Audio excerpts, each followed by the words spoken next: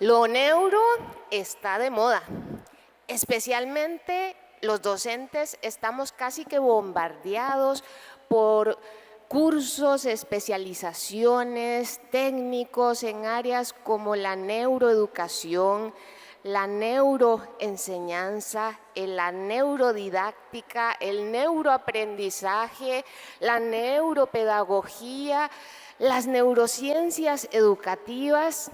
Creo que coincidimos en eso. Y de hecho hemos estado esperando muchísimo tiempo para que ese puente entre las neurociencias y la educación se consolide y para que podamos empezar a beneficiarnos de ese inmenso conocimiento acerca del sistema nervioso, poder empezar a acercarnos a intentar conocer cómo es que ponemos atención, cómo es que percibimos a nuestro ambiente, qué es lo que pasa para que se forme una memoria, cómo es que aprendemos. Sin embargo, todavía tenemos muchísimas preguntas en el área. En esta, que viene siendo como una ensalada organizada entre las neurociencias y la educación, podemos obtener resultados y procesos maravillosos. Pero de esta ensalada tenemos que sacar ingredientes que sin duda no nos van a ayudar al proceso que queremos lograr. Estos elementos que debemos sacar de la ensalada entre neurociencias y educación son precisamente los neuromitos. La primera idea importante de descartar es que los ambientes enriquecidos potencian el aprendizaje.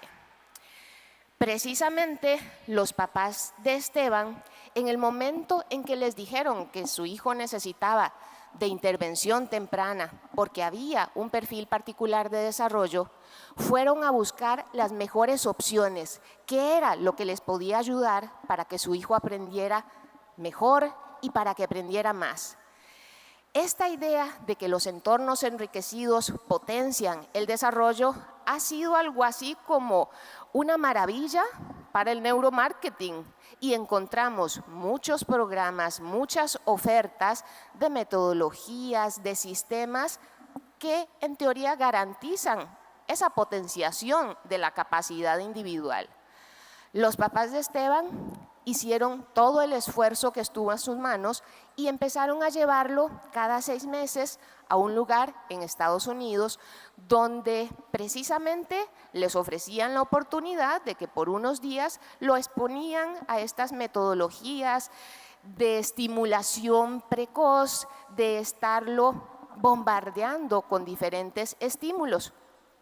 De hecho, les dijeron, transcurridos un par de años, que Esteban ya estaba manejando varios idiomas, que tenía un conocimiento matemático bastante complejo, que tenía conocimientos en áreas de arte, de música, que también eran muy positivos. Cuando yo conocí a Esteban, aún no había desarrollado lenguaje verbal, de hecho no tenía un sistema de comunicación, no establecía contacto visual con las personas o con los objetos y estábamos empezando a trabajar para que pudiera seguir instrucciones simples. El entender qué significa teme, tome, siéntese, venga, guárdelo, toda esta serie de comandos que en teoría ya habían sido superados.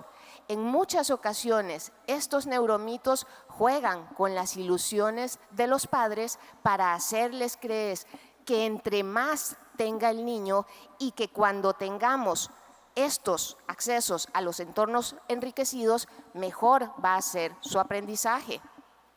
Importante considerar, esto es falso.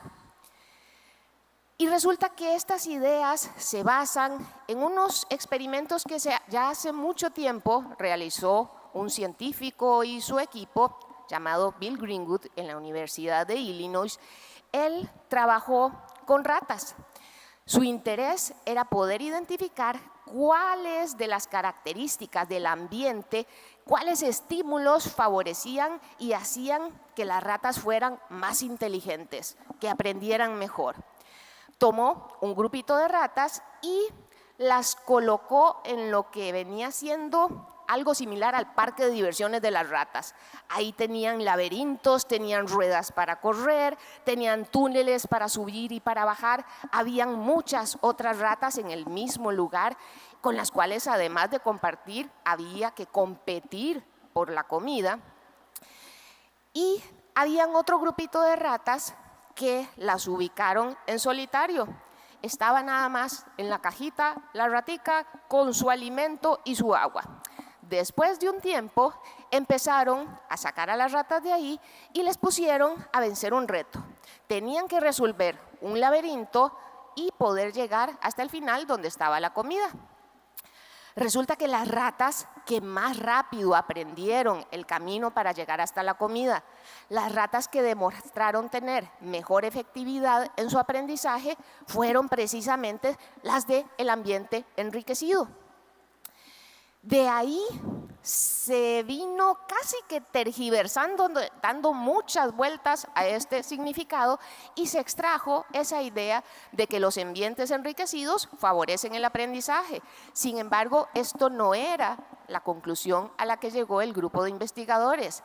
Ellos destacaron y sabían de antemano que el ambiente más parecido al de una rata típica de las que andan por ahí en la noche es precisamente un ambiente que tiene lugares para subir, para bajar, en donde estoy en competencia con otros organismos, donde me estoy relacionando con los demás.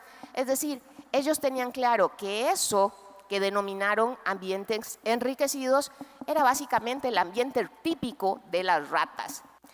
Y lo que sí señalaron con muchísima claridad es que las que se veían afectadas eran precisamente las ratas que habían sido aisladas, que existe un umbral por debajo del cual si excluimos, si segregamos, si separamos de la vivencia de todas esas experiencias que son usuales en cada momento de la vida, por debajo de ese umbral, ahí sí estamos desaprovechando la oportunidad de promover ese potencial de desarrollo y aprendizaje que tenemos todos los seres humanos. La segunda idea, el segundo factor importante a descartar de este conocimiento entre neurociencias y educación es aquella casi premisa que nos dice que lo que un niño vive en los primeros años es determinante.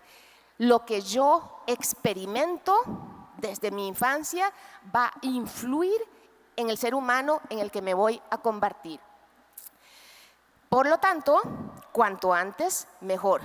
Si tenemos una especie de ventanas de oportunidad, de periodos críticos que se abren y se cierran, y es en ese momento justo cuando podemos aprender y cuando podemos desarrollar destrezas, porque nuestro cerebro está plástico en ese momento y ya después eso va a disminuir. Caramba, tenemos que correr. Eso fue lo que hicieron los papás de Carla, y ese fue el tipo de rebote que empezó a experimentar en el entorno educativo. Había esa perspectiva de periodos críticos, de ventanas de oportunidad a las cuales Carla no iba llegando al mismo ritmo que sus compañeros. Ya de hecho, cuando más o menos tenía 6 años, no hablaba, no podía evidenciar de alguna forma lo que conocía. Los docentes empezaron a decirnos, pero ¿será que esta chiquita piensa? ¿Será que ella puede razonar? Porque no tenía lenguaje verbal. ¿Será que ella ya llegó a su techo? Que esa frase de llegar al techo es como si ya se nos hubiera acabado el tiempo, no hay nada más que hacer. Y resulta que Carla es una de esas maravillosas personas que nos vienen ayudando a derribar ideas preconcebidas. De hecho, Carla empezó a hablar a los 10 años. Cualquier científico, cualquier terapeuta del lenguaje, cualquier persona que investiga acerca del proceso de desarrollo humano diría ya a los 10 años empezar a hablar, a desarrollar lenguaje oral. ¡Oh! Muy poco probable. Carla lo hizo. Carla nos demuestra precisamente que esta idea de que lo que sucede al principio va a determinar toda nuestra vida, de que tal vez se nos acabe el tiempo para ciertas cosas, eso también es falso. Y también ha sido derivado de una investigación neurocientífica que realizaron estos dos científicos, Hubel y Wiesel, por allá del 1960, en esa década. Ellos trabajaron con gatitos. Estaban muy interesados en saber cuál era la importancia de los estímulos para el desarrollo de los gatitos y particularmente de los estímulos que entran por la vista para el desarrollo de la corteza visual de los gatos. Resulta que cogieron a unos pobres gatitos y les taparon los ojos con diferentes dispositivos, es decir, los privaron de estímulos visuales. Un tiempo después, les quitaron esas vendas, esos dispositivos y empezaron a tratar de conocer cómo era la activación de esas zonas occipitales, de esas zonas detrás del cerebro que se encargan de procesar estímulos visuales. Y se dieron cuenta que de hecho había una lesión, ya esas neuronas no se activaban de la misma manera. Surgió entonces la idea de que dependiendo de esas experiencias, especialmente en los primeros años o meses de vida, nuestro cerebro podía quedar prefijado, algo así como perder esa posibilidad de seguir aprendiendo. Sin embargo, ahora sabemos y tenemos también total seguridad de que la plasticidad cerebral es un rasgo, una característica inherente, propia del sistema nervioso de todos los seres humanos.